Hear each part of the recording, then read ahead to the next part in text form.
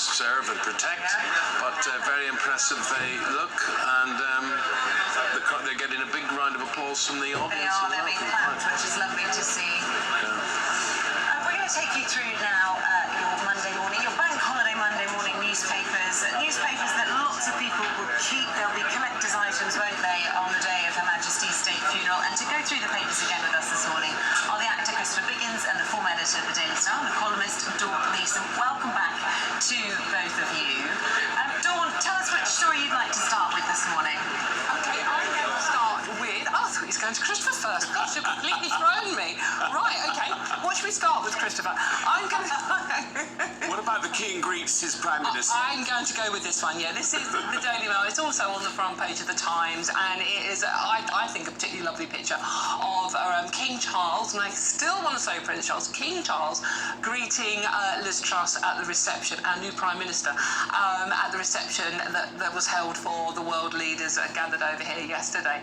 And he is standing there, and if you can see the picture on your screen now, but he's standing there in one of the royal drawing rooms with his arms open and this huge grin on his face, and Liz Truss's face as well is smiling and happy and relaxed. And you know what? I mean, we all know that there's a wealth of pain coming down the road financially, etc., etc. But you look at this picture, and I think it's at least, if these two get on, we might have a fighting chance of things not being maybe quite as bad and maybe getting through things. They look like they get on like a house on fire. And the other thing I want to say about this picture is can you imagine Boris Johnson would be loving this? He must be spitting feathers that he's not there doing all the pomp and ceremony and the speeches, and it's Liz Truss doing it instead. And, you know, as a woman, I quite like that, I must admit. But it's just a nice, heartwarming picture, you know, on a day where, you know, there has to be some nice things to think about as well. Santa. Don't understand a word you said. Okay, well, we'll go to Biggins then. Biggins, which story would you like to go with next?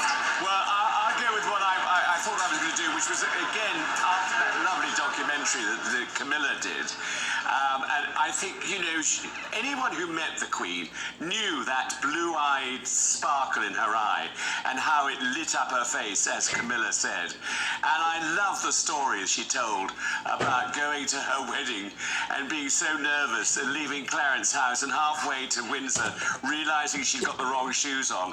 One was 2 inches high and one was 1 inch. So she sort of hobbled during her wedding, and the Queen noticed and just thought it was hysterical, as anybody would.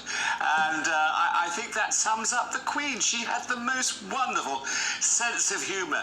And when you think about it, all the boring people she must have met, she needed to get herself into a laughable situation, you know. I mean, I think it's wonderful that she saw the funny side of everything, and yet she was the most wonderful monarch. She knew how to behave. Interestingly enough, the other day at Westminster, when the King and the Queen Consort were in their 2 thrones, and Camilla was looking around, and then suddenly you could tell she got a bit bored, and she suddenly started to look at her nails. And I think she's got to think about those sort of things now. She can't do that on that platform anymore. But she's wonderful. I love Camilla, and I think, as I said earlier, Charles is going to be the most wonderful king. Yeah, I have to agree with that. And, you know, he'll make a wonderful king, but he's going to have difficulties, isn't he, with trying to unite his brothers, his sons, the brothers. Tell us a little bit about the upset that the Daily Mail's reporting in. Besides the Queen's vigil, Prince Harry reportedly left devastated by the uniform snub. Yes, well, this is to do with the fact that on his shoulder, William has the ER, which of course you should have in the uniform, and Harry they refused to put it on Harry's, and Harry was devastated by this. And it's a shame, because he's such an amazing military man, Harry. I mean, I think it was, for all the faults he's done, to take away his military was an awful thing to do. And I think he would have been very upset by this. But I mean, I don't know where that came from, whether it came from one one of the courts, whether it came from the king, whether it came from anybody, I don't know. But anyway, he was very upset by it. But having said that, thank goodness he was there, and he was holding vigil, and he was accepted. And when they were outside Windsor with his brother and sister-in-law, that was all good stuff. And I think the public really loved the fact that we might be able to get back together. They might be able to get back together again. Unfortunately, there's the whole thing of this book coming out soon, and I hope he manages to get to the publishers and say, look, can we cut that bit, and can we cut this bit and cut that? I doubt they will, but anyway, that's what I hope. Don, let's talk about where we see the Great Hall there at Westminster. You queued to actually file past the Queen's remains. What sort of experience was that? Tell us about a lot of people have talked about the queue, but let's just talk about the experience of going into the Great Hall and seeing what you saw. I was obviously lucky enough to only queue for 6 hours and 10 minutes compared to obviously a lot of people were queuing for double that time. But it was only when you actually got to the end of the queue that I think, weirdly, the reality of what you were doing actually dawned on you. You have to go through an airport-style security check where they take liquids away from you, extract your bags, etc., etc. And when you got through that, I mean, bearing in mind you were probably cold, you were tired, bits of you were aching. And then, Eamonn, you go up these stairs, and it's quite a threadbare carpet going up into the hall itself.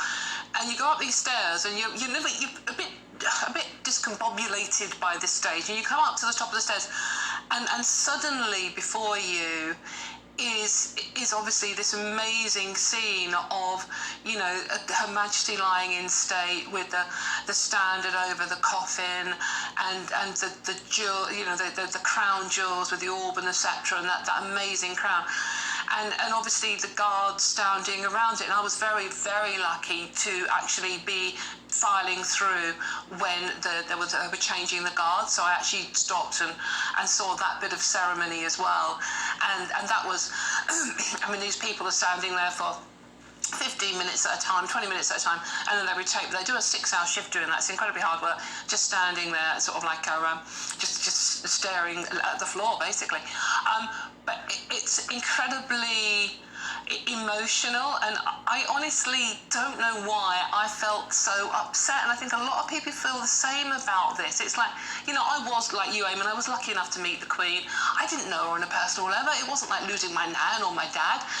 But I got into that hall, and suddenly the enormity of what I've been queuing for, which hadn't really struck home, I don't think, hit me. And I just thought, oh my gosh, you know, this woman has been present in my entire life, and suddenly she's gone. And it was just the enormity of that. And I must admit, I felt quite tearful, and I don't cry easily, believe me, I really don't. And then I tried to stop myself crying by looking at the crown, the royal crown on top of the Queen's coffin. And I was suddenly thinking, oh my gosh, that's really small, isn't it? And it was just like this little practical, distracting thing.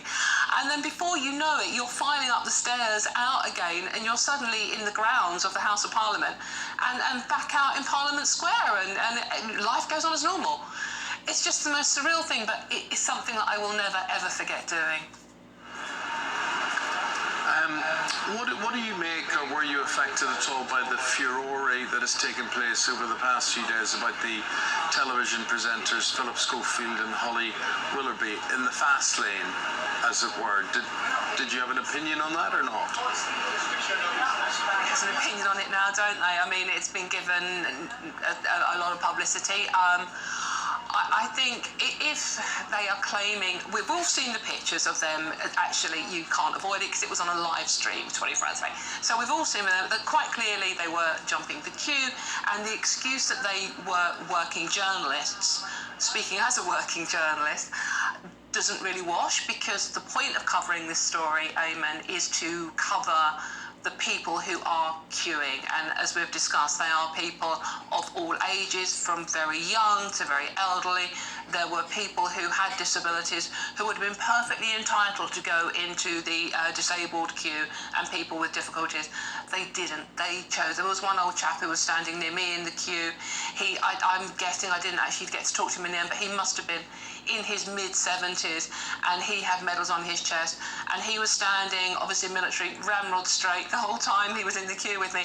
And I thought, I'm sure you could have, if you wanted to, have skipped that queue and gone straight to the hall. And he didn't, Eamonn. And there were so many people there that were quite clearly sacrificing a lot to be there, a lot of them in pain, a lot of them were suffering, and we know that some people have been taken to hospital after standing in that queue. So yes, when I saw the pictures of Holly and Philip, I was annoyed. I think the statement that their TV programme then issued afterwards, saying, no, they didn't skip the queue, they weren't paying respects to the Queen, they didn't do anything wrong, was just doubling down on it. And I think, you know, as the Queen was saying, never complain, never explain, that was just making things worse. You could quite clearly see they were in mourning, they were filing past the Queen's coffin, and it was profoundly wrong, and it was disrespectful to people that had really gone out of the way, many of them to queue for 13 hours, and I'm sorry, it just doesn't wash with me. And, you know, the story, if you were a working journalist, was obviously paying your respects, but it was also about what was going on in that queue outside. I loved it. There was a wonderful photograph of a... Biggins, just fine. Go on. Oh, no, sorry. There was a wonderful picture of the lying in state of an elderly woman who was in a wheelchair, and she was wheeled in front of the Queen, and she managed to get out with the help of a stick, and she actually knelt. Oh. And she looked up and she blew a kiss to the Queen. Now, that was one of the most incredible moments of this whole period we've been through. And she had queued. She wasn't in the disabled queue, she was in the big queue. And that was what was marvellous, and that's what people love. And that's why people get so angry with if people do, you know, crash the queues in other ways. Yeah, absolutely. Biggins, whilst I've got you, I just want to ask you for your thoughts on the involvement of Prince George and Princess Charlotte, a last-minute decision being covered in The Sun, pages 2 and 3. Obviously, this is their great-grandmother. They called her Gan Gan as the headline in The Sun. People will be pleased to see them, but do you think there are concerns about their age? I have a feeling, you know, they're so bright, these two children, they probably asked their parents if they could go.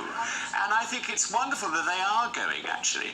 I mean, I don't think with knowing how William and Harry suffered going behind their mother's grave, march, I think the children probably said, look, we would like to go and support our grandmother. And if that is true, that is wonderful. And I think it's great that they're going. And they're only going to be, I think, in Westminster. I don't think they're going to do the full march, so I think that's good. Yeah, absolutely. I have to agree. Biggins and Dawn, we'll leave it there for now. See you again in the next hour. Thank you both very much indeed. Thank you.